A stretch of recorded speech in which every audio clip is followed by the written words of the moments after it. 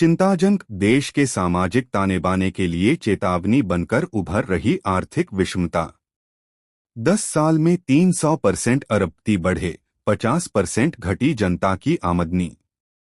भारत में आर्थिक विकास की रफ्तार भले ही तेज हो, लेकिन उससे लाभ उठाने वाले लोगों का दायरा सीमित होता जा रहा है। क्रेडिट सुइस वेल्थ रिपोर्ट और फोर्ब्स इंडिया के नवीनतम विश्लेषणों के अनुसार भारत में पिछले एक दशक में अरबपतियों की संख्या 300% से अधिक बढ़ी है, जबकि 50% से ज्यादा जनसंख्या की वास्तविक आय या तो स्थिर रही है या घट गई है। यह विषमता देश के सामाजिक ताने-बाने के लिए बड़ी चेतावनी है, जिसमें आर्थिक प्रगति का लाभ बहुत व कम लोगों तक सिमटता जा रहा है। ऑक्सफैम इंटरनेशनल की report survival of the richest के अनुसार भारत में कुल संपत्ति का एक बड़ा हिस्सा करीब 11.6 लाख करोड़ डॉलर केवल 1% अमीरों के पास है।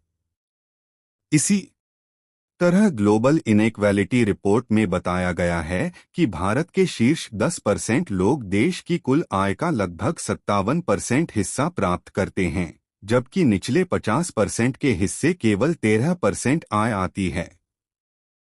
नोबेल विजेता थॉमस पिकेटी के अनुसार अगर आय और संपत्ति के अंतर को नहीं रोका गया तो लोकतंत्र भी केवल धनी वर्ग का उपकरण इनइक्वालिटी के लेखक जोसेफ बनकर रह जाएगा।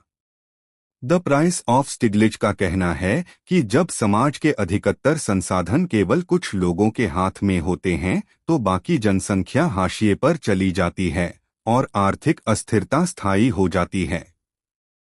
क्रेडिट सुइस वेल्थ रिपोर्ट कहती है कि भारत में संपत्ति की असमानता की प्रवृत्ति आजादी के तुरंत बाद से ही देखने को मिली, जब जमींदारी उन्मूलन जैसे सुधार तो हुए, लेकिन उद्योग, व्यापार और राजनीतिक पहुंच वाले सीमित तबके को ही आर्थिक लाभ मिलते रहे।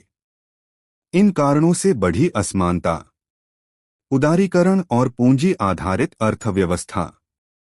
1991 में शुरू हुए आर्थिक सुधारों ने निजी पूंजी, कॉरपोरेट घरानों और वैश्विक निवेश को खुला मंच दिया, लेकिन इसका सीधा लाभ उच्च तकनीकी, पूंजी और शिक्षा वाले वर्ग को मिला, न कि श्रमिक या ग्रामीण समुदायों को। शेयर बाजार और रियल एस्टेट। पिछले एक दशक में बीएसई सेंसेक्स में जबरदस्त उछाल देखा गया, जिससे अमीरों की संपत्ति तेजी से बढ़ी। वहीं से 50% से अधिक आबादी ऐसी है जिसकी आय श्रम, कृषि और असंगठित क्षेत्र से आती है, जहां वेतन वृद्धि लगभग नगण्य रहा। कर नीति और नीतिगत झुकाव। 2019 में सरकार ने कॉरपोरेट टैक्स को 30% से घटाकर 22% किया, जिससे अरबपतियों को कर लाभ मिला।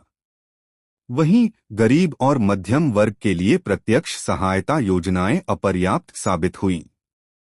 विरासत कर और संपत्ति कर जैसे उपाय भारत में अभी भी लागू नहीं हैं।